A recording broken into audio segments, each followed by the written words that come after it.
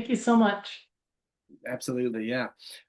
Well, Sophie, thank you so much for that introduction, and thanks to everyone for being here this evening. It'd be great if you guys could send some of your Vermont snow here to Colorado. That's a sentence that people have rarely said, but I'm excited to hear that you guys are getting some of the good stuff already. So tonight we'll be talking about rodent rewilders, beavers, as these incredible keystone partners in ecological restoration. But before we get into the role that these animals play, I always feel like it's important to establish a few basic beaver facts about what these critters are and how they make their living. Beavers, as I'm sure all of you know, are rodents. They're North America's largest rodent. Typical beaver is 40 to 60 pounds, so they're pretty hefty, and they're semi-aquatic rodents. So they spend really their entire lives in and around water. They've got a number of really fabulous adaptations for their unique semi-aquatic niche. They've got one of the densest pelts in the animal kingdom, which was also their downfall, and we'll talk about that for a second, but they've got very thick, waterproof fur. They've got a second set of eyelids, which function as goggles underwater. And of course, their most recognizable iconic feature is that tail, which serves as a kickstand out on land, a rudder while they swim, a fat storage device. They actually put on fat for the winter in their tails, and an alarm system. If you spend a lot of time around wetlands, you've surely heard the smack of a beaver's tail hitting the water to warn other beavers about your presence. And the other wonderful beaver feature worth highlighting is their teeth. Their top and bottom incisors are self-sharpening, and their teeth are orange, as you can see, because they're actually chemically and structurally reinforced with iron that beavers derive from their food. And obviously having iron reinforced teeth is pretty handy when you spend your whole life cutting down trees, right? Beavers fell trees for a couple of reasons. The first is to eat the cambium, the inner bark. That's the sugary layer that does the growing. They'll take just about any deciduous tree. They do tend to avoid conifers. They're entirely herbivorous. They don't eat any fish, a common misconception. And in addition to eating the cambium, they're also cutting down trees to use the wood as construction material. And there are two basic types of beaver structure that you're probably familiar with. The first is the lodge. That's the beaver housing unit. In there, you've got typically 2 to as many as 8 or so beavers. Typical colony structure is, there's a male and female monogamous mating pair. The kits, the baby beavers, the 1-year-olds, and the 2-year-olds. So at times you'll actually have 3-year classes of siblings all kind of cohabitating in the lodge together. The older brothers and sisters raising their younger siblings, and then those 2-year-old beavers will disperse out looking for their own territories. Those like teenagers heading off to beaver college. So in addition to the lodge, of course, you've got the dam, the other iconic beaver structure that you're probably familiar with. So why do beavers do this? What's the point of building a wall out of sticks and rocks and mud? Why go to all that trouble? Well, a beaver out on land is basically a slow, smelly package of meat, and they get eaten by wolves and bears and cougars and, name a large carnivore. So by building that dam and deepening and expanding that pool of water, they're basically enhancing their own aquatic habitat, right? Instead of having to walk overland a long distance to get to those good-looking aspen trees, they can swim as close as possible instead, and minimize their risk of being predated. Beaver dams come in all kinds of shapes and sizes. Typical colony is building kind of one primary dam and then a number of smaller secondary dams. In some cases, a dozen or more. Here's just a really impressive specimen from northern Minnesota that's probably 600 feet long and 15 feet high, and is obviously the work of many successive generations of beavers, all adding their stick to the dam. I should also add, that there are, of course, plenty of beavers living in big bodies of water, near lakes and main stem rivers, where there's already plenty of water depth for them to feel safe from predators. And they're not building dams at all, right? They're just kind of burrowing into the banks and living in dens. So just because you don't see a lodge or a conspicuous dam doesn't mean there aren't beavers living in that area. And I'm always really impressed with their hydrological savvy. I feel like if you took an engineer from the Army Corps and put him on a stream and said, okay, build a dam that minimizes labor and maximizes the total impoundment, that engineer would put the dam exactly where the beavers do, right? So here's, for example, this is a 200-acre beaver pond formed by a single relatively small dam placed at the narrow constriction point in a little canyon. So they're really good hydrologists. In addition to being champion builders, beavers are also expert diggers. They excavate these elaborate canal networks that lead up into the forest, so they can swim up those canals, cut down a tree, float it back out to the main pond, again, all minimizing their time out of water. And these canals end up being really important little habitats. You often find them full of tadpoles and juvenile fish and all kinds of critters. So another really important way that beavers are spreading water across the landscape. So beavers are doing all this stuff. They're building dams, they're creating ponds, they're digging canals, they're doing it all to enhance their own habitat. But in the process, they're creating habitat for lots of other creatures as well, right? We know that wetlands are these incredible, bountiful ecosystems full of life, especially in the American West where I live, where wetlands are 2% of land area and support 80% of biodiversity. So any animal that's maintaining and expanding and creating wetlands is disproportionately important, right? In architecture, the keystone is the top block in a stone arch, and if you pull that block, the whole arch crumbles. And likewise, beavers are supporting a lot of weight in North American ecosystems. And it's almost hard to name an animal that doesn't benefit from beavers at some point in its life cycle. Certainly we know that birds, I'm sure a lot of you are birders. Where do you go birding? In a wetland, right? So of course, waterfowl, passerine songbirds you often see, eating the emergent aquatic insects off of beaver ponds, nesting in those coppiced willows. Here's a great blue heron rookery in a beaver pond in Wisconsin. Other semi-aquatic mammals, muskrat, mink, otter, moose, all very happy in and around beaver wetlands.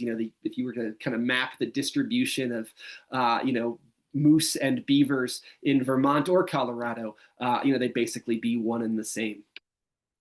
Amphibians, we're here tonight with newt, so appropriate enough. There are plenty of amphibians that are hugely dependent on beavers.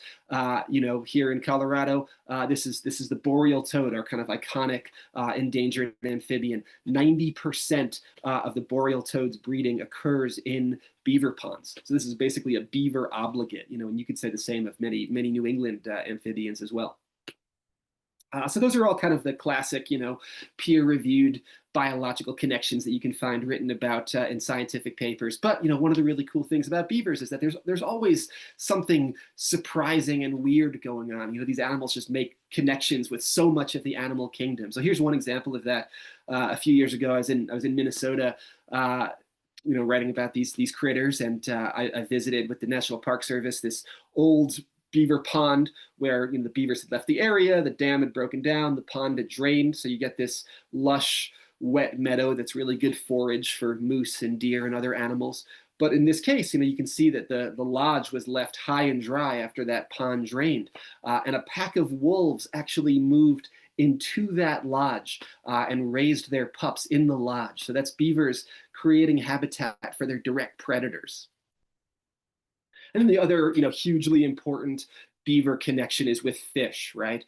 If you're a juvenile trout, either a rainbow trout in Washington or a cutthroat trout here in Colorado or a brook trout in Vermont, you don't want to live in the free-flowing, fast-moving main stem river. You want a deep pool or a side channel or an eddy. You want that complex, slow water refuge habitat where you can shelter from predators and conserve your energy. And that's exactly what beavers create. There are a million studies linking beavers to trout production and salmon production.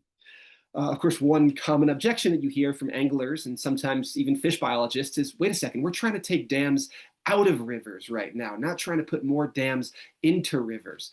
But of course, a little brushy beaver dam is nothing like a giant human-built concrete dam, and fish have all kinds of ways of getting around and over and through beaver dams.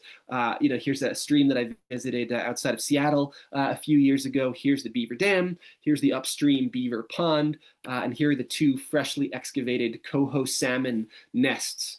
So clearly, at least two fish had no problem whatsoever with that little obstacle. And in fact, the evolutionary connection between beavers and salmonids is so ancient, right? These are animals that have been cohabitating on the landscape for millions of years, that inspired my favorite bumper sticker, which is "Beavers taught salmon to jump."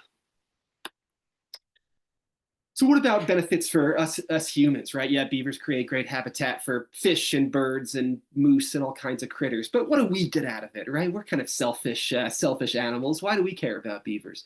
Really, there's just an amazing litany of beaver-provided ecosystem services. They're fantastic drought mitigators, right?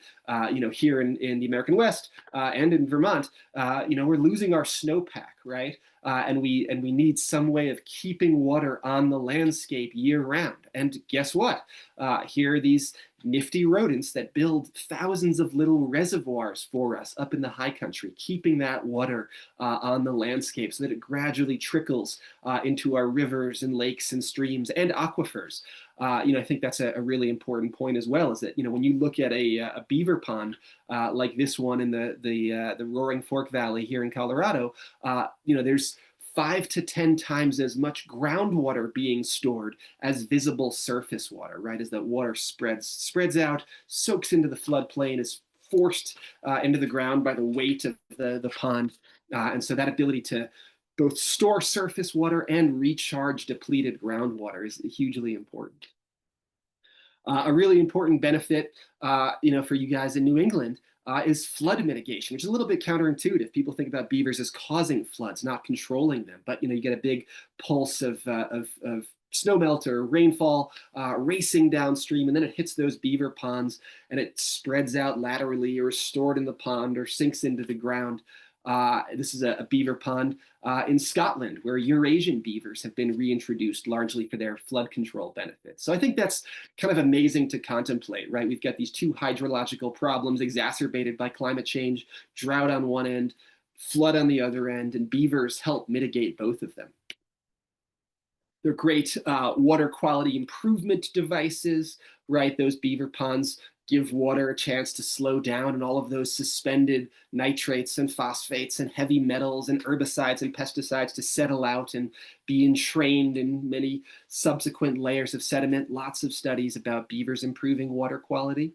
And they're fantastic firefighters, a benefit that's really relevant to us here in the West, where everything's getting hotter and drier and more flammable, and beavers are creating these green, blue, wet, lush valley bottoms that don't burn.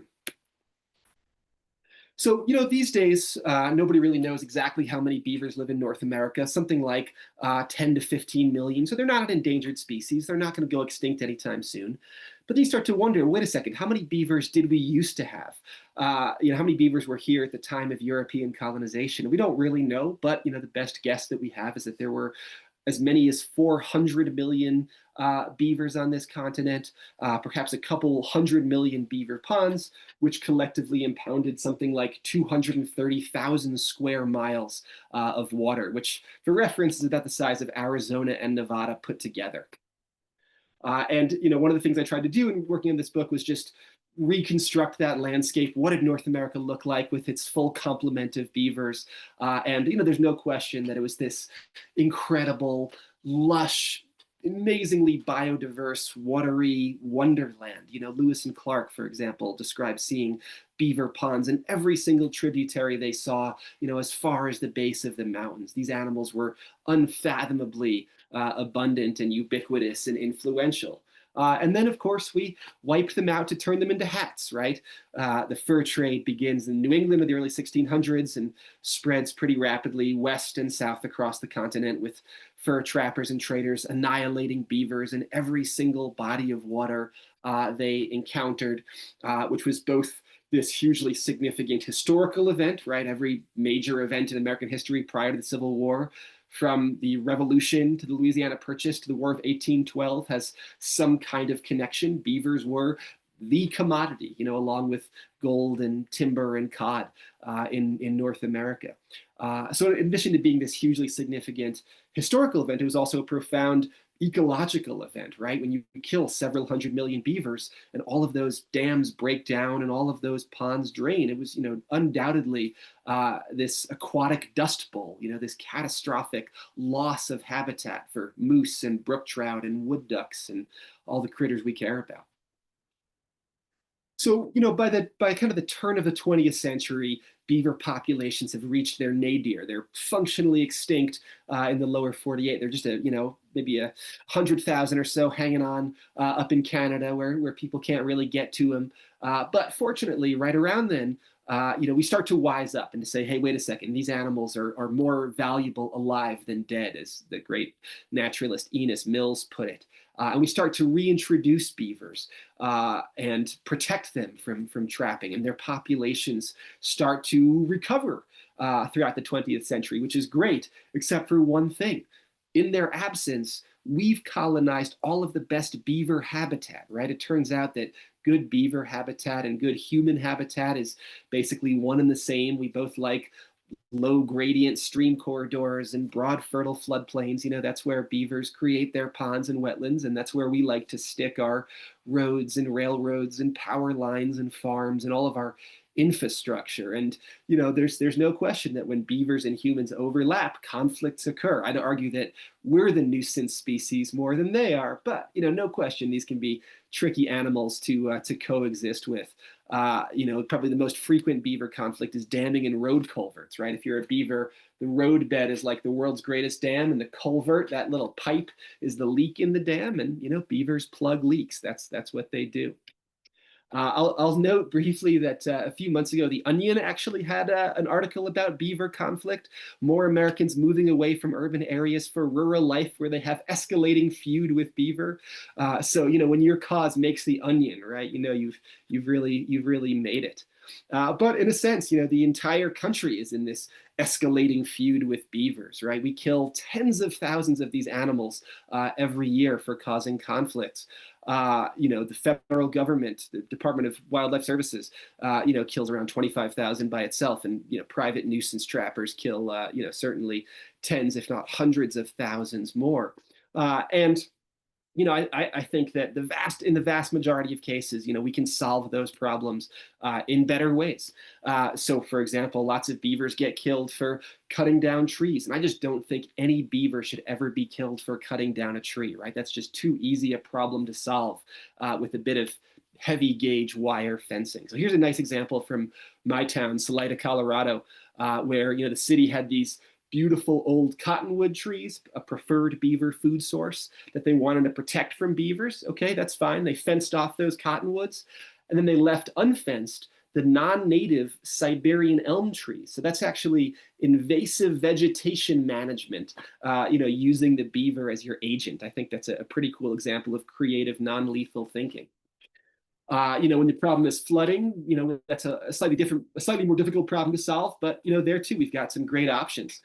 This guy is Skip Lyle, a Vermont native and the inventor of the beaver deceiver and a whole bunch of related contraptions, which basically help to regulate flooding, keep beavers from plugging up those culverts, drop the level of ponds. It's a pretty simple principle. There's a whole kind of class of contraptions called flow devices, which all operate under similar principles. The idea is that you run that pipe through the dam or into the culvert so that the water just keeps flowing, and you've got those fences there so the beavers don't plug up the pipe ends, because they will do that. And it's basically a way of dropping the level of the water to a point that both humans and beavers can tolerate. There's still a pond there, but they're not flooding my driveway. And there's been some great studies of Skip's work in Virginia, where these devices were piloted. Basically, one study found that for every dollar you spend on this non-lethal beaver mitigation, you return more than $8 in prevented trapping and road maintenance costs. So these things are both ecologically sensible and also economically thrifty. Here's Mike Callahan, one of the guy who works a lot with Skip, or certainly did historically, who is also the founder of the Beaver Institute, working on one of his culvert protection devices. And again, Mike has also found similar idea. These things are wildly effective. They've been shown to work 85 to 95% of the time, where Mike has used them in Massachusetts and other states. So look, I'm not saying that no beaver should ever be killed necessarily, but there's no question that there are thousands and thousands of places all over the country where we're currently killing these animals and could be coexisting with them non-lethally instead.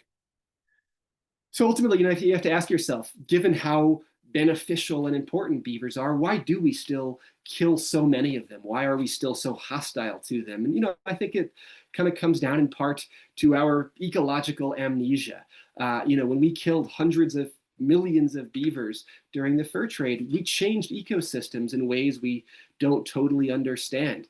And I think we internalized this idea of a healthy stream being this free-flowing, fast-moving, cobble-bottomed, single-thread channel, when in reality, so many of our aquatic ecosystems looked more like this instead, dead and dying trees everywhere. The bottom is all kind of mucky with sediment. You can't even really see the stream channel.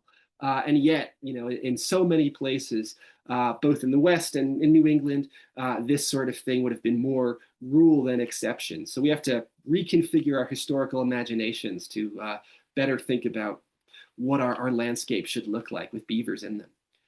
So to sum it all up, we've got this fantastic animal, provides all of these services and benefits, does it all for free, and best of all, it doesn't need permits. That's really nice, right? So let's get out of the way, and as the mantra of the beaver believer goes, let the rodent do the work.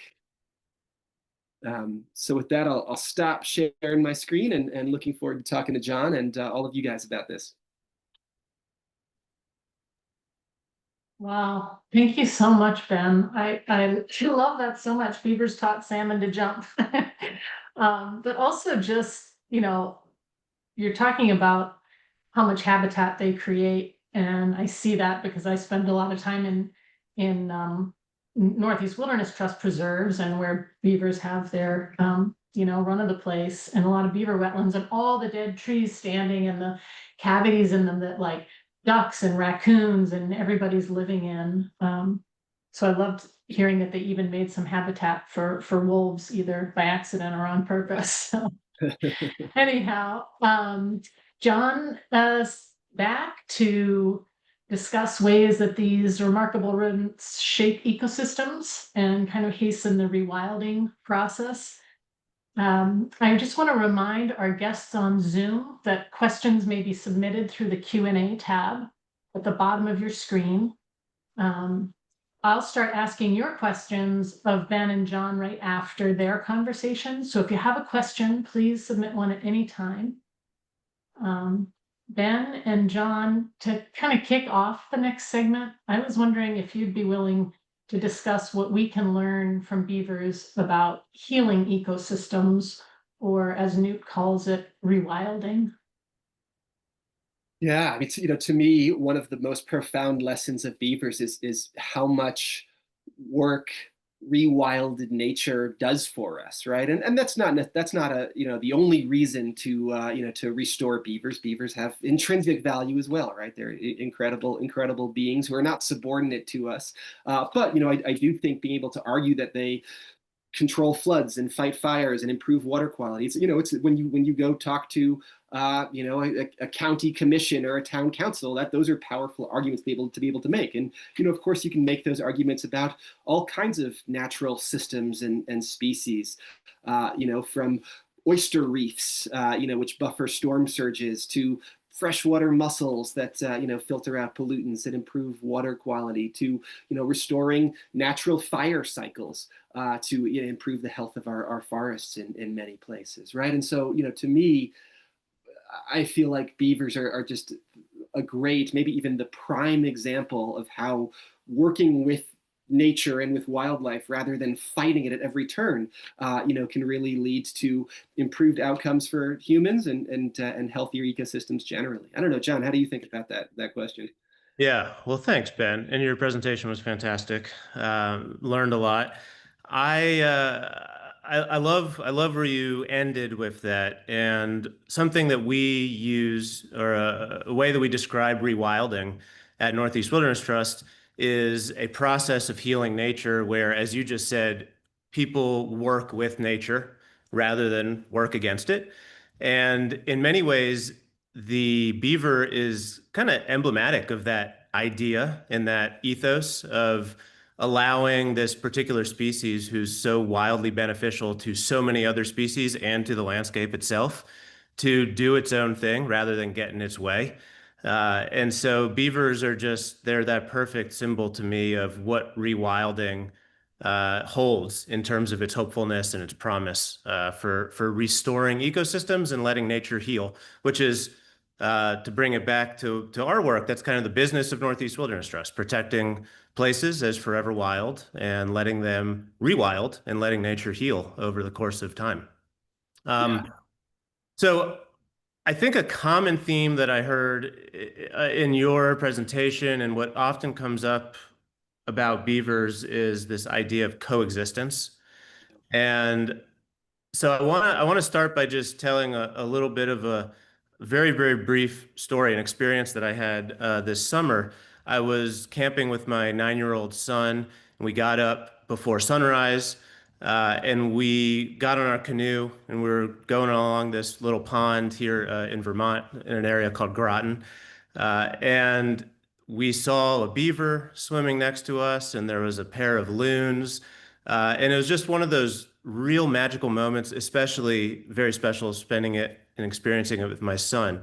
But for some reason, and I thought about it as I was preparing for this and getting excited for our conversation, for some reason, there was something about sharing that space with the beaver that was different than other animals. And it kind of occurred to me that beavers, in this odd way, because they're these kind of weird rodents in many ways, they're also incredibly relatable to humans because um, they're builders and they're engineers, and they manipulate their landscape in a way that humans do in other ways, maybe not always positive. But it just made me think how relatable beavers are to kind of our own human experience in an odd kind of way. And so I mentioned that because they are so wildly beneficial, as you highlighted, but they're still viewed in so many places here in New England and Colorado, where you are, as a nuisance rather than a natural ally in the many different types of work that we all are engaged in.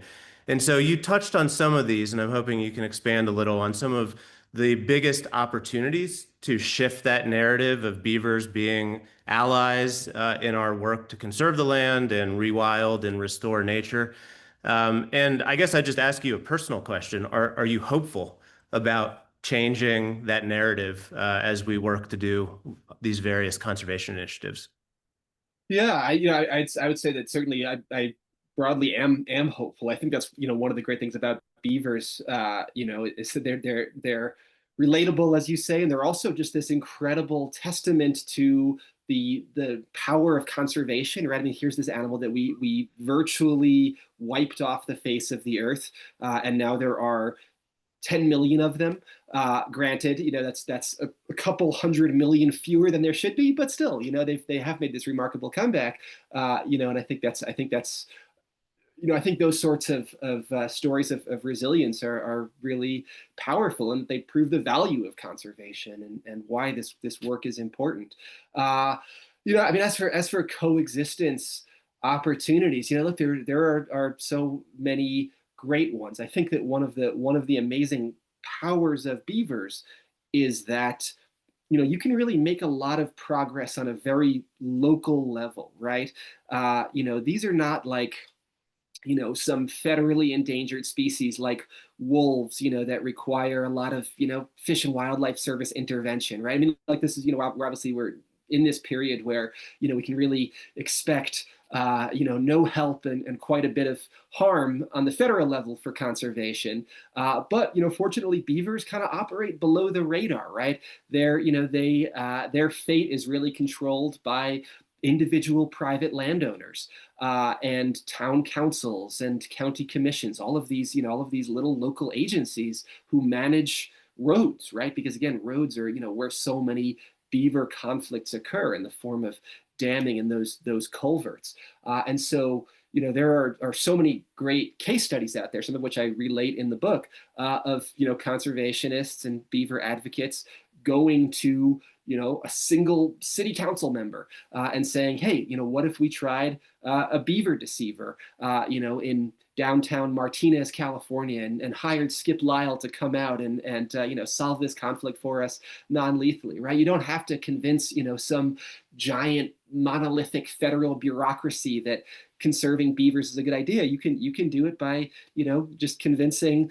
like the guy who runs the county road crew, right?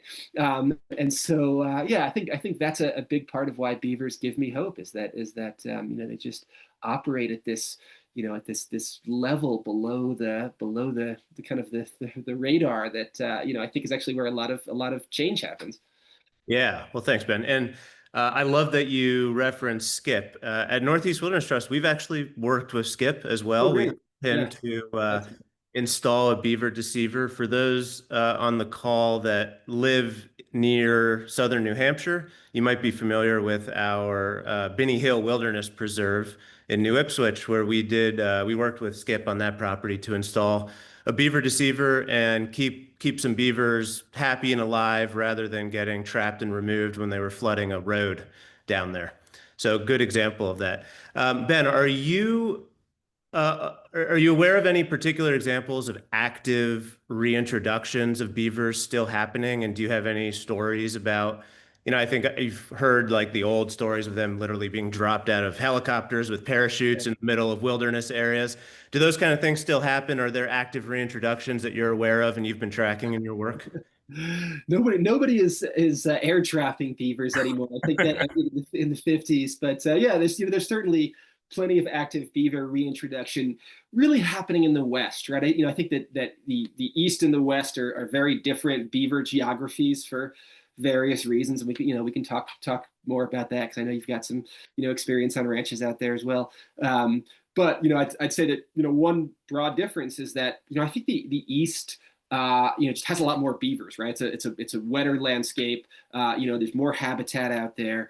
The streams are, I think, a little more connected, right? Like out here in Colorado, we've got all of these really steep, kind of rocky, flashy mountain streams, and beavers were in all of those streams and alpine valleys historically. But once they're lost from those places, it's hard to get them back. Those are hard places for beavers to kind of recolonize on their own. So I feel like in New England, the beaver game is really much more about coexisting with them, solving those conflicts non-lethally, and letting them repopulate the landscape on their own. Whereas in the West, I think we're much further from carrying capacity.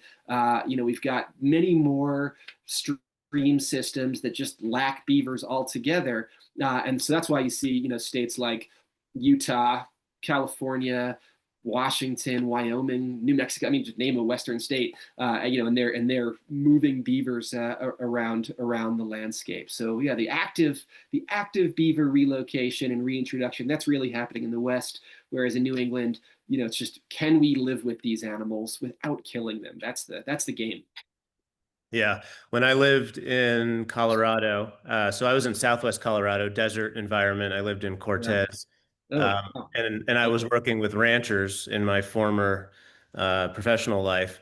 And at that point, they were this 15 years ago or 10 years ago, and they were just embracing this idea of on their private ranches releasing beavers. And this is like the sage step, essentially, of the Colorado Plateau.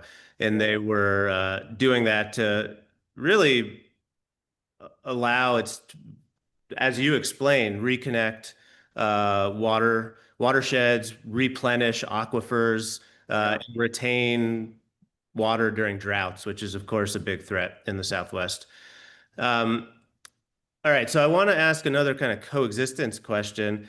Uh, do you think that, or what are your thoughts about beavers as an ambassador species? I mean, do you find them to be charismatic and they clearly can teach us lessons, I think, about coexistence and about letting nature direct the ebb and flow of life, as we say at Northeast Wilderness Trust for Forever Wild Conservation.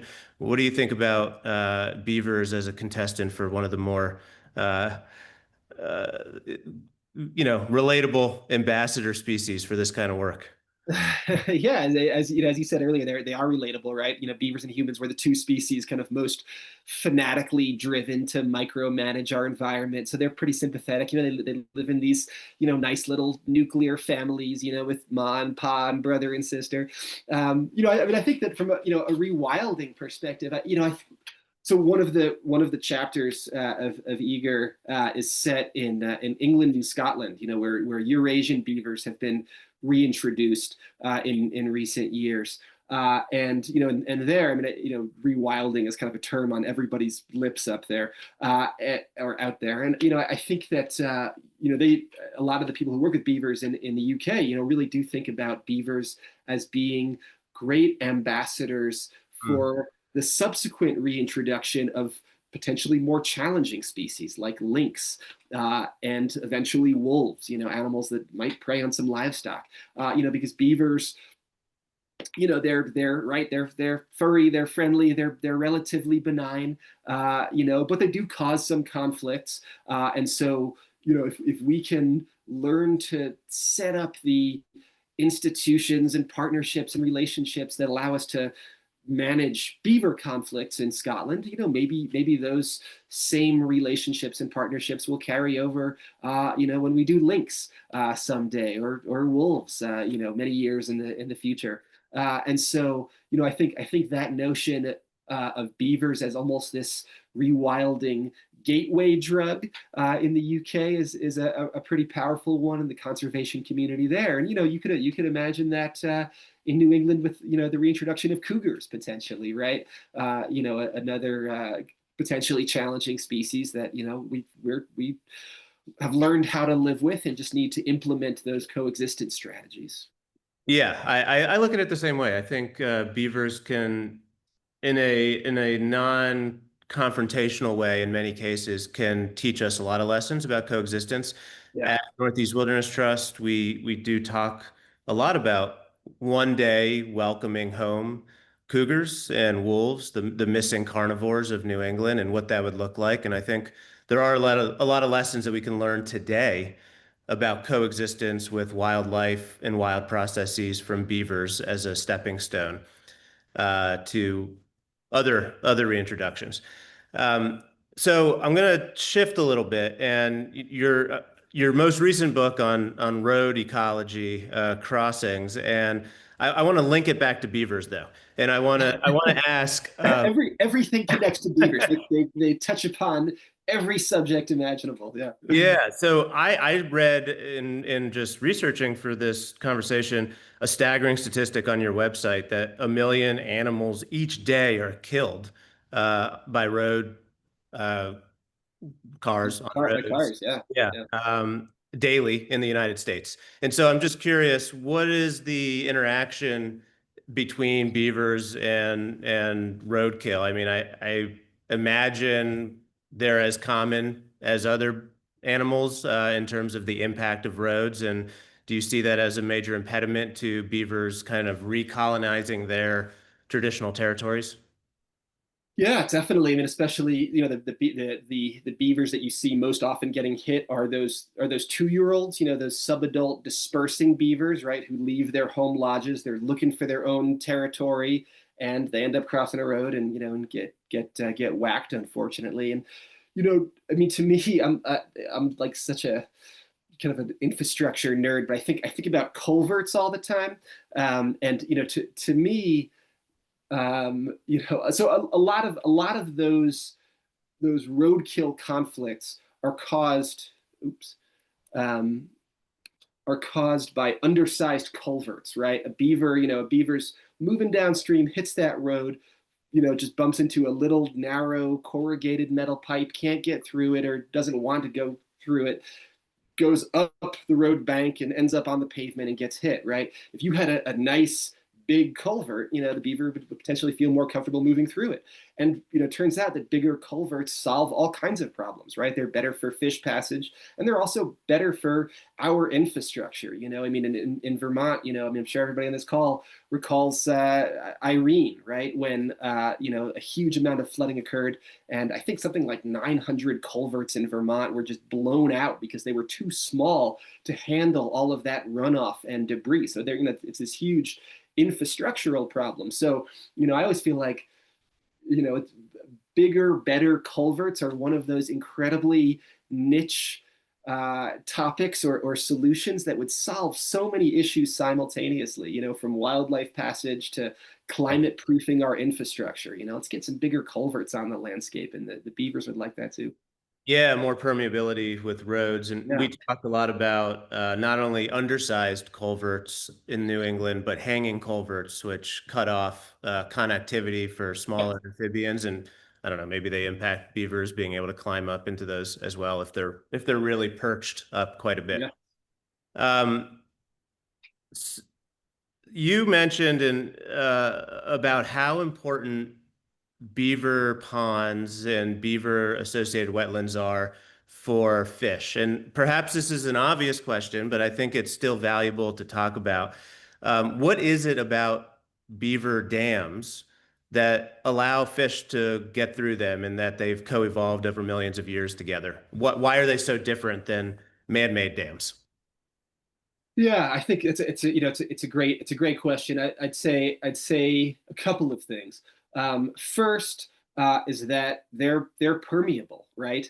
I mean, I've watched as fish literally wriggle through that woody structure and get past that dam, both above and below the water line. Often fish are moving around the landscape during periods of high flow. When rivers are at their flood stage, and if you've ever seen a beaver dam, at flood, right? There's water going over the crest. There's also water outflanking the beaver dam, typically in the form of little side channels, and the floodplain is wetted, right? So fish have a million strategies for getting around these things. There's an incredible video on YouTube of a bunch of chum salmon somewhere encountering a beaver dam, and they just one after another ram it with their faces until the dam actually until they just open up a channel in that dam, which is pretty incredible to see. Fish. I mean, again, fish and beavers. There's sort of this ancient relationship. I certainly wouldn't want to say that no fish has ever been blocked by a beaver dam, right? It does happen seasonally, with bigger dams, no question. But net, I'd say that they're not an impediment to the dispersal and movement of fish populations. And again, I mean that the ability of beaver ponds to serve as rearing habitat for juvenile fish is so profound. I mean, I can't even tell you, the number of anglers from New England I've met over the years who have told me that they caught the biggest brook trout of their life in a beaver pond, right? I mean, I think that brookie beaver relationship is a really powerful one. Oh, yeah, that's a cool thing to explore. I like to go canoeing, and some of my best canoe trips are during spring periods where you can paddle over all the beaver dams. As you said, Right. water goes right over them. So I would love to hear about just any personal story what's like the craziest or most memorable experience you've had while doing your research kind of in the field, something about beaver dams or something that you've seen in the wild.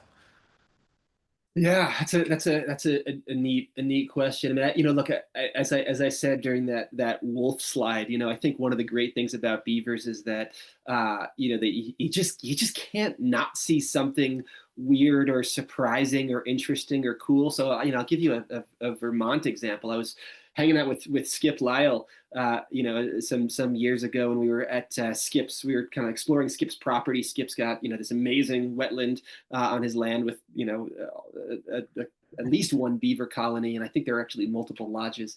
And we got to this spot in the forest where beavers had cut down a bunch of trees, as they do, and that had allowed all of this light to penetrate the forest floor. Right, beavers are these amazing forces of disturbance and opening up the dense hardwood canopy in New England, and there was a huge amount of jewelweed and other flowers all blooming where beavers had opened up the canopy, and there were dozens of hummingbirds all feeding on that jewelweed.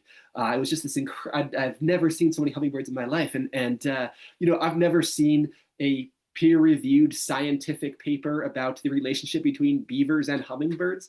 But when you're actually on the landscape, exploring these habitats, these connections are just unmistakable and so powerful. Thanks for sharing that. I love that. What Well, about you, John? Give me a great beaver encounter. Going back to what I was just talking about in terms of paddling trips, Yeah. one of the places that I love to paddle for Northeast Wilderness Trust listeners here, you might be familiar with our Alder Stream Wilderness Preserve in Maine. And there is an incredible path there that you can canoe down. Actually, during the spring, you canoe upriver and you cross over, I don't know, at least a dozen beaver dams on this relatively short paddle.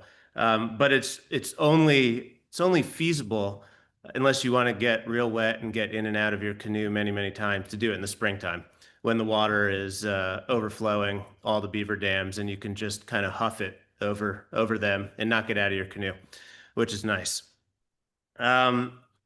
So let me think. Oh, Sophie's back. Hey, Sophie. Are we ready for Q&A session? Well, I don't want to interrupt you. You can keep going if you like, but we have a lot of questions, very curious audience, and I could give you a few questions if you're ready for that. Yeah, let's jump in. We've got a lot of questions to answer. Okay, so one of the questions is about, well, several of the people have asked kind of about urban landscapes. So what would be the pros and cons of reintroducing beavers into an urban landscape? Yeah, I think, so, I'm not sure. Again, I'm not sure that I would want to see beavers proactively released in an urban landscape, right? Because that's potentially a dangerous place for them to be. Of course, there are cars, there's pollution, there are dogs, which often end up in beaver conflict. But these animals just find their way into urban landscapes, right? There are beavers in the Bronx River in New York City. There are beavers in downtown Copenhagen. There are hundreds of beavers in Seattle. So these animals aren't like wolves. They don't need big blocks of relatively sort of unpeopled habitat to make a living. They really do well around us if we let them live. And so to me, beavers in urban landscapes just requires a redoubled commitment to coexistence and to those non-lethal techniques that we were talking about earlier. In Eager, I tell the story of these beavers living in a Walmart parking lot in Utah, which they were able to do because some researchers in the city basically installed one of those flow devices, one of those pond leveling pipes, so that the parking lot wouldn't be flooded by the beaver ponds. So these animals can live anywhere we let them live, right? We are the constraint on where they can be, not them. Mm-hmm. Yeah, thank you. So we've had some low water levels in our area recently, and I know a lot of other places too with drought. And somebody has asked if beavers have been able to adapt to low water levels, by digging deeper channels to allow them to continue to move underwater, or how's that going for beavers? Yeah, it's a really good question. I haven't seen them modulate their channel depth due to low water, but I so one kind of fascinating little beaver observation is that last summer, the summer before, I went to Alaska to do an article for Audubon magazine about beavers moving onto the tundra with climate change as the willow line advances northward. And there, beavers are living in these incredibly extreme cold environments. And they're at risk of their ponds freezing to bottom in winter, and they'd be trapped in their lodge and would starve and die. And so there, I just saw these unbelievably deep channels, channels that would be excavated, 6 feet deep into the sediment at the bottom of these ponds, just to preserve that open water during winter. So I do think that they're responsive to water depth in their channel digging, and although I've never observed it personally in low water situations, I wouldn't be surprised if they were making those adjustments. And look, I mean, that's the great thing about beavers is that they can really do a lot with the little, right? They don't need a whole lot of water to create some pretty impressive ponds and wetlands, but they can't survive without any water at all, and that's what we're seeing in some of our streams in Colorado now that are just drying up altogether, and beavers have to move on. So hopefully that doesn't happen to you guys. I love those examples of when animals sort of disprove our human-centered notions that they're not smart, that like they don't have intelligence to solve problems. They're just doing everything with instinct because there they are digging things deeper and trying to stay warm. So a little question on romance. Do beaver couples breed every year? In fact, are beavers even in couples? Like, what's their family structure? But also the question was specifically, are they reproducing annually? Yeah, the males and the females do generally mate for life, and they're typically breeding every year. I don't want to say always, but your typical beaver couple is producing kits every year. Do the kits stick around at all, or what are the kits? Yeah, the kits generally stay. And look, I mean, like every beaver family, like every human family is different, right? And so we can sort of generalize about what these animals do, but they have all kinds of interesting relationships. You read about like sibling lodges where, a brother and sister will actually have, a kind of a platonic relationship, and they're creating a home together without producing kids. So these, they live in all kinds of interesting family arrangements. But, again, typical beaver structure, those kits are staying at home until they're around 2 years old, and then they're the ones who disperse out and find their own territories. So if you're in a river system, like over the course of 10 miles or so, that have multiple dams, multiple lodges, is it often that those are all family members, like multiple generations in a single river system, or is there no real rhyme or reason to that? It's funny. That's always been my default assumption. But there haven't really been a lot of great like beaver genetic studies, right, to kind of prove those relationships. I would imagine so. These animals are really territorial. If one of those dispersing 2-year-old beavers tries to set up a lodge in the territory of an established colony, those established beavers will fight him off potentially to the death. So these are pretty territorial animals. They're really good at recognizing their kin. There have been some amazing studies basically showing that beaver kits who are separated at birth can identify each other as siblings several years later when they're reunited by smell.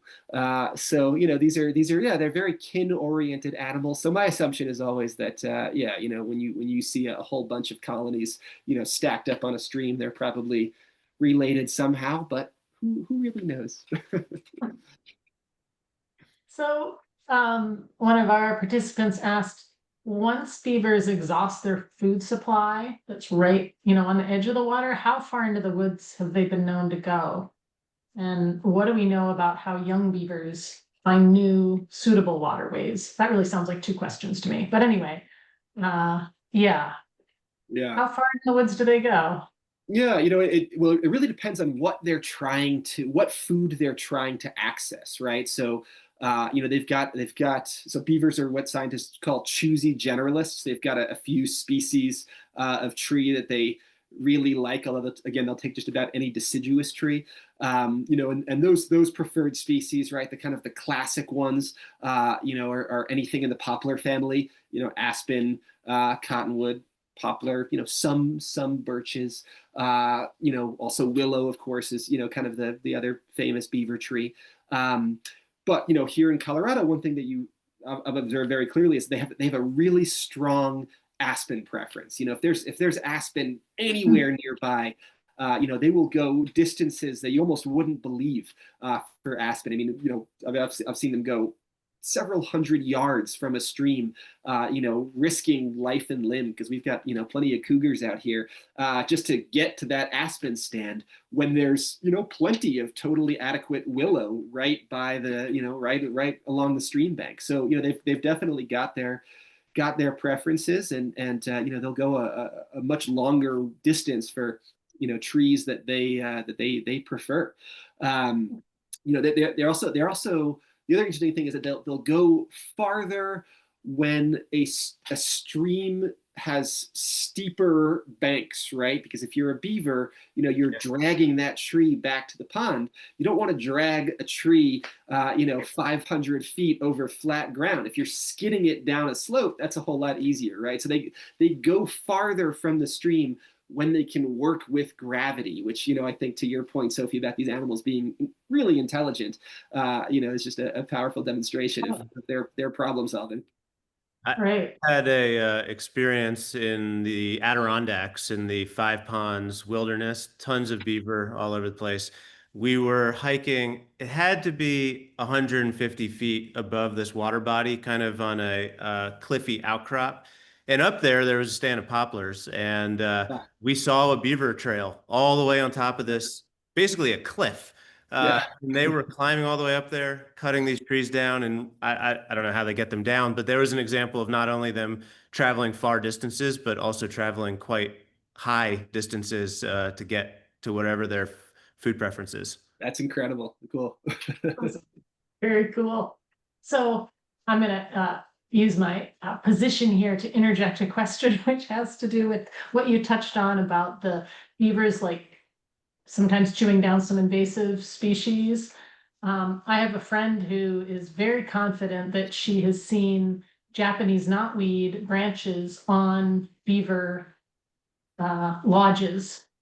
And, I'm just curious about that. I don't know if that's a species that's, just ubiquitous where you are also, but it really chokes the river edges here in many places. And have you had any experience of beavers using knotweed at all? Yeah, certainly. We don't have much of it here in Colorado, but as you say, it's everywhere in the Northeast, and beavers they're incredibly adaptable. They'll use whatever resources at hand, and I've certainly seen them, both eating knotweed and weaving those stems into dams as well. Very cool. Okay, so somebody has asked whether it makes sense to reintroduce beavers to previously disturbed lands, and I'm not sure what the nuance on that question is. If it has to do, just places they've been extirpated and there aren't waterways anymore, if they mean more like farmed or built upon. Yeah, I guess I'll say broadly, there are definitely examples of beavers being released into places that would certainly qualify as disturbed. I mean, John, you mentioned ranchers introducing beavers, and we see a lot of that in the West. Guys bringing beavers back to some pretty heavily grazed areas to create watering sources for livestock and irrigate some pastures, right? Beavers are great irrigators. That's one of the awesome things they do.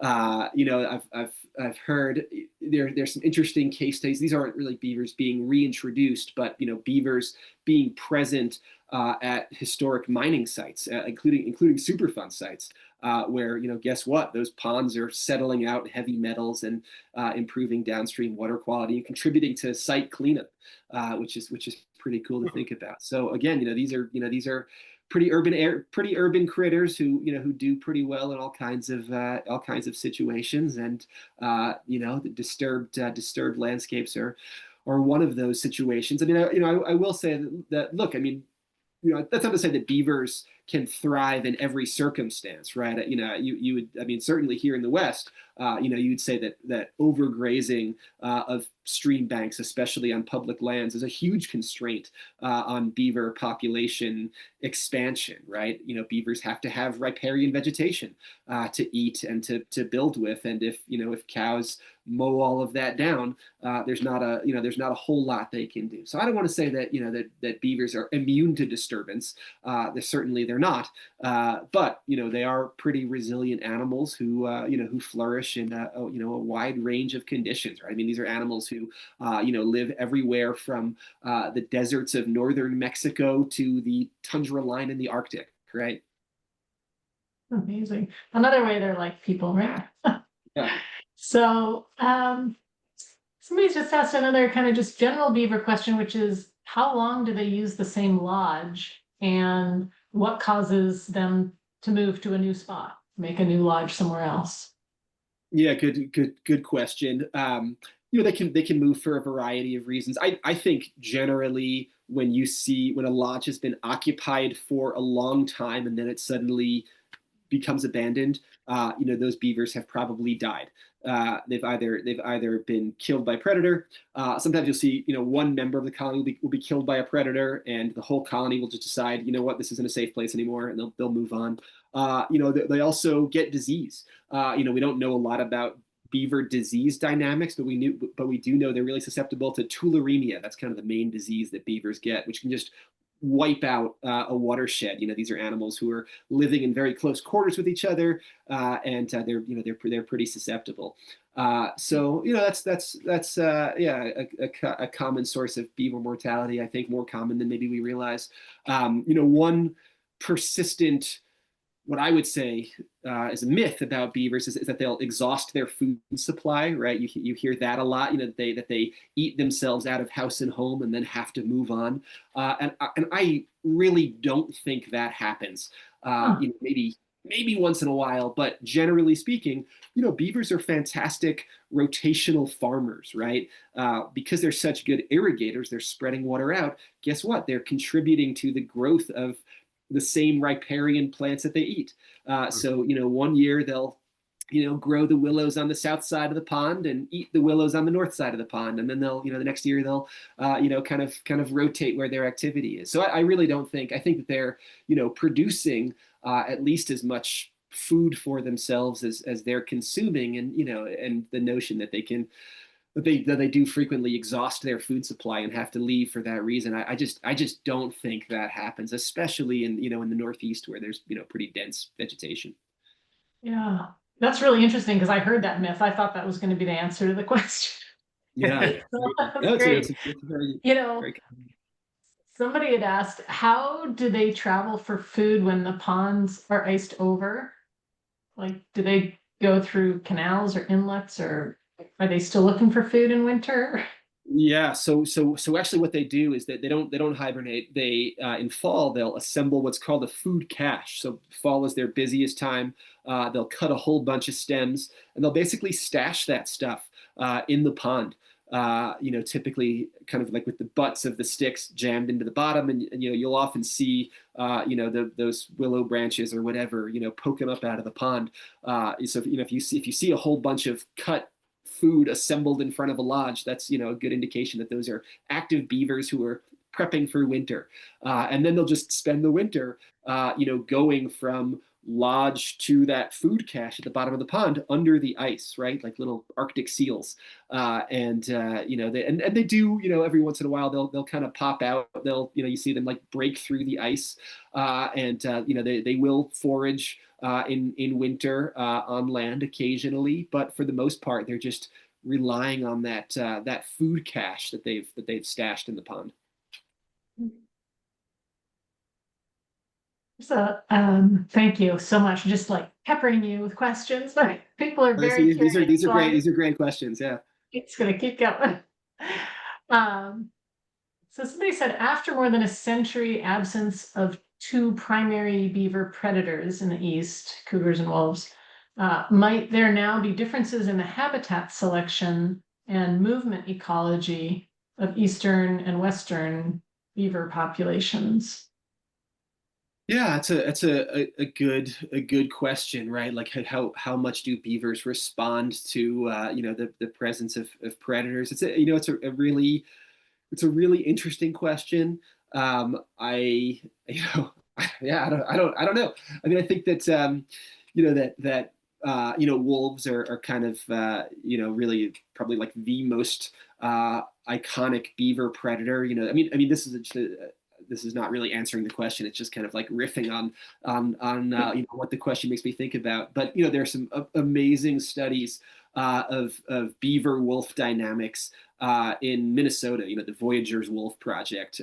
Whose social media pages you guys should all follow because they're just mind blowing stuff. And what they've basically found is that wolves learn how to hunt beavers, right? Like hunting a beaver is not something that a wolf is born knowing how to do. They get better at it over time. They teach each other. There are individual wolves and wolf packs who are kind of beaver specialist packs. So there's really a cultural element to beaver predation among wolves. Interestingly, in Yellowstone National Park, site of the most famous wolf reintroduction on Earth, wolves really don't eat beavers because that's just like not part of the culture of the packs there. And so, again, not really answering the question, but it is fascinating to think about wolves being returned to the Northeast someday, cougars as well, and those beaver relationships being renegotiated or restored in ways that we don't fully understand.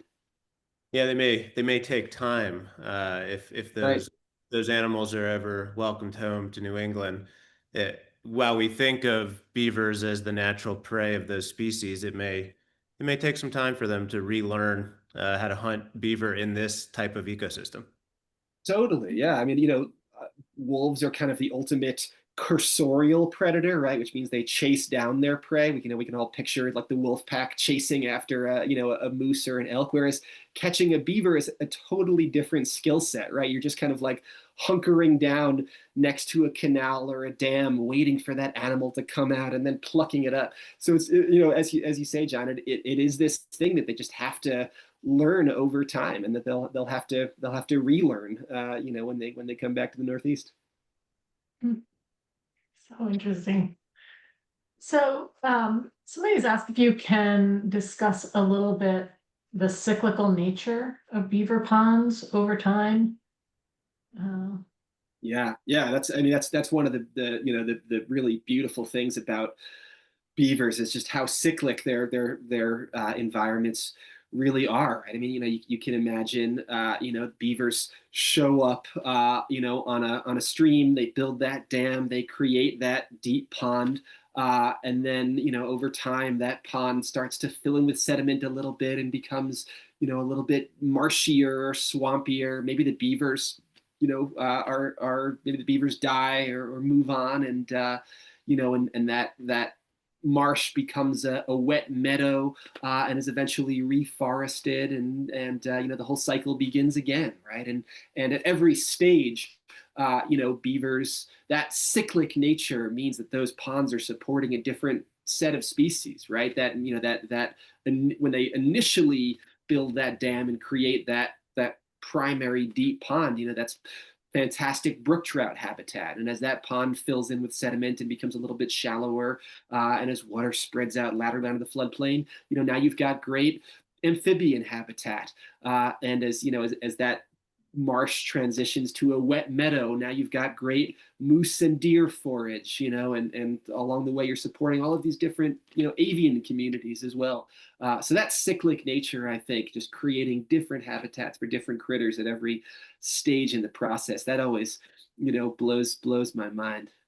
Yeah, it's just amazing because we think about like, you know, as forest managers, humans talk a lot about having different, like multi-age parts of the forest, and do we Yeah. need to harvest this bit so that we have an opening in the canopy and we can have other kinds of birds in here or whatever. And beavers are doing this, right? They're making ponds, and then it's a wetland, and then it's a meadow, and then it's a young forest, and then it ages, and meanwhile they've moved upstream or to a different, stream, and they're starting this succession all over again. So there are these little pockets of multi-age, things happening. And it's just incredible, the generosity of beavers, I would call it. It's Yeah, so anyway. Yeah, thank you for bringing that up. I was thinking the exact same thing, where the cycle that Ben's talking about, it's so representative of what we talk about at Newt about forever wild conservation. You can achieve all of these different states of the forest by allowing a forest to be wild in the same way that we can also manage for them. But you don't necessarily have to manage for young forest. If you have beaver in the ecosystem, as Ben just described, you'll eventually get young forest by the nature of them coming and going and allowing these places to flood and then refill and become forest again. Right.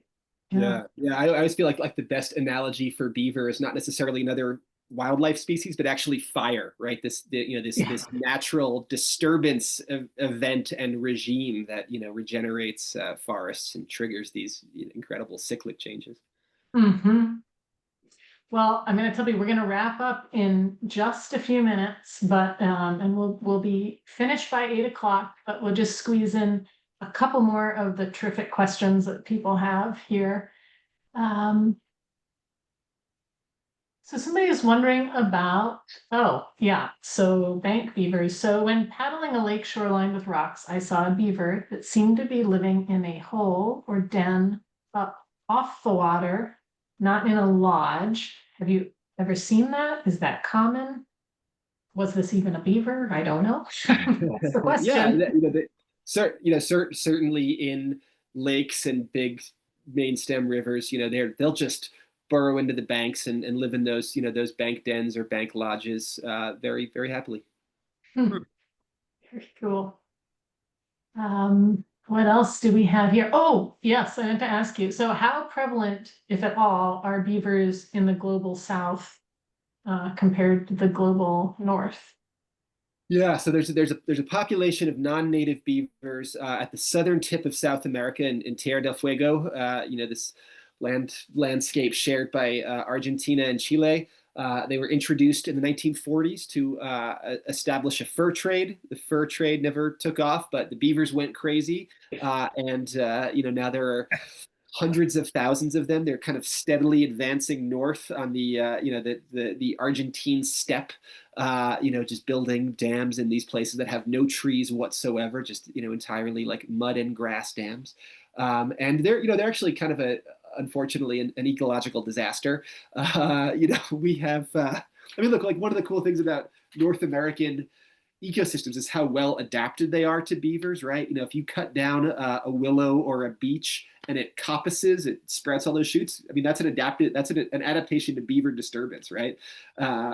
Whereas, if you cut down a South American beech in Tierra del Fuego, guess what? It doesn't resprout. And so beavers, have just kind of like, unfortunately wiped out all of these, these old growth forests down there. And so there's this big, kind of binational plan to kill a whole bunch of them. But they're so well entrenched in these really far-flung remote places that they're basically they're there to stay. So that's the dark side of beavers that we try not to talk about up here in North America. So, But, just to clarify, so beavers are just a northern hemisphere species? They are, yeah. So there are two species of beavers: the North American beaver and then the Eurasian beaver. And historically, those Eurasian beavers basically, ranged across the entirety of Europe and Asia. There were beavers in Mongolia and China and everywhere. Beavers, may have. There's a lot of sort of questions and disputes about exactly where beavers were historically in the Middle East. They might have been in like the Tigris and Euphrates at one point. We don't really know, but yeah, these were once incredibly abundant animals in the northern hemisphere. So someone has asked for the Guinness Book of World Records, what is the biggest tree that beavers have taken down? And I gotta say, like, if a beaver takes down a tree in the forest and there's no people there to see it, do we know what's the biggest tree? But like, what do you think is like the biggest size or the biggest species they tackle?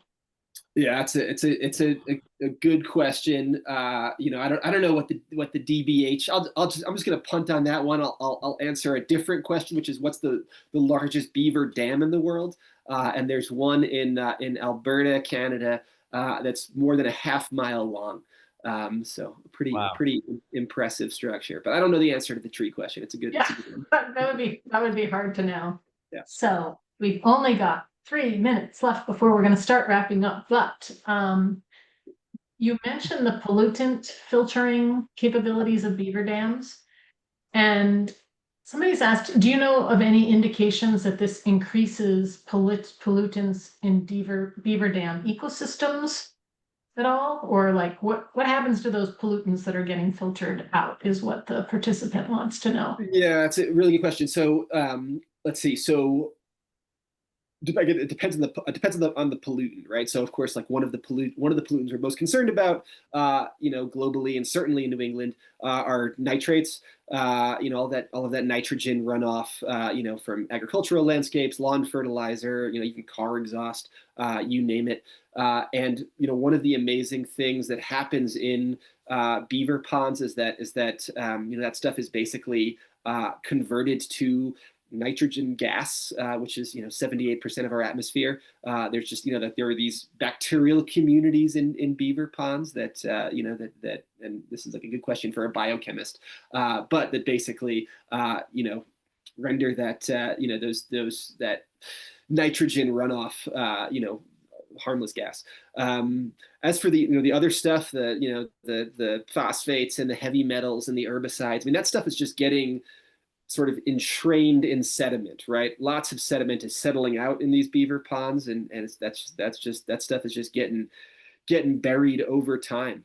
There's also a lot of carbon sequestered in beaver ponds, right? All of that organic matter is being locked up in those ponds. The issue is that if you then kill those beavers and that pond drains and all of that that carbon rich sediment is exposed to the air, it can start releasing methane, right? So there's some great studies basically showing that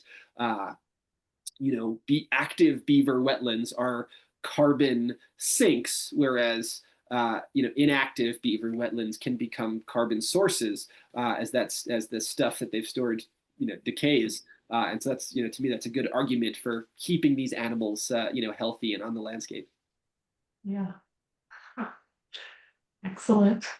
Okay, well, if you can do this in 1 minute or less, curious about the process beavers go through to actually build their lodge. Yeah, what do they do? It's a great question. I mean the dam too, right? Like what happens on night one when Right. when beavers show up in a new place. And I think with the lodge construction, I think they're often beginning with a burrow, right? They're kind of tunneling in, and like what you'll often see with those bank burrows is that there'll be a ventilation shaft essentially, and this is true of the lodges as well, right? Because they don't want to seal themselves in. They always include kind of a ventilation shaft. So typically you'll see kind of a big pile of sticks, where those beavers are kind of off gassing, and I feel like that's probably where the lodge begins, right? They dig that burrow. They've got that ventilation shaft. They're working on the dam, and so they're starting to create that pond, and gradually that bank burrow maybe gets surrounded by water, and then they build it up more and more, and they deepen those underwater tunnels that are the entrances. But it's a great question. I would love to. And that's the problem, is that you always show up once the beavers have already built the dam and the lodge, right? Yeah. But what happens on night one or week one? Where do they start? I've always wondered that. I love that they build that air shaft first. That's just like just some insurance they can get the job done. That's Yeah. great. I've always Well, wondered, sorry, I'm so curious, just throw it out there. How do they get like the first stick in the dam, like in the middle of a rushing stream or rushing river. It's always amazing that they can do that and then build off of that.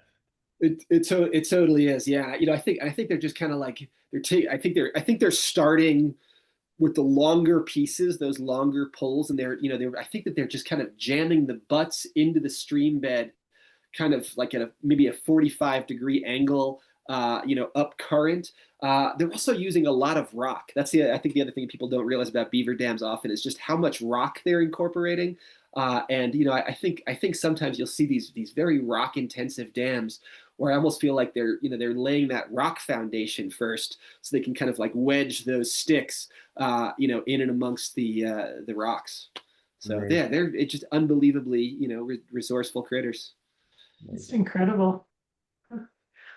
Well, we have to wrap up, let everybody off for their evenings by 8 o'clock. So thank you both so much for making the time to be here, share your knowledge and your passion for beavers and for wild places. It's just been great. I think on behalf of our participants, I'll say thank you for answering so many great questions so thoughtfully.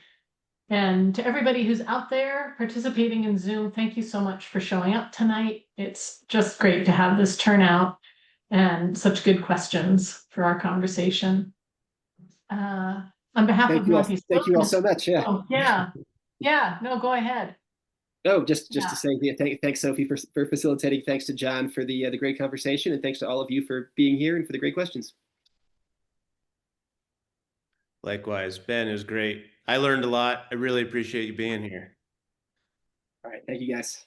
Yeah, I think we all did.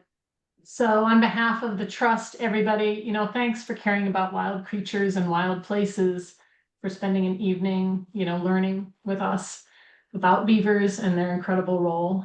I'm sure that if you weren't before, you are now and ever will be an eager beaver believer.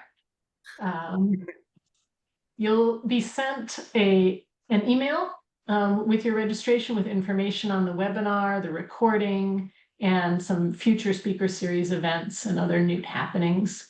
So our next installment of the speaker series will be on When Humans Pull Back, How Abandoned Places Recover and Rewild, and that will be with author and journalist Cal Flynn. So hopefully you can join us for that on December 16th. And we've got on the slide here, we'll leave it up for a minute or two, the Northeast Wilderness Trust and Ben Goldfarb's websites for people to access. Have a good night, everyone.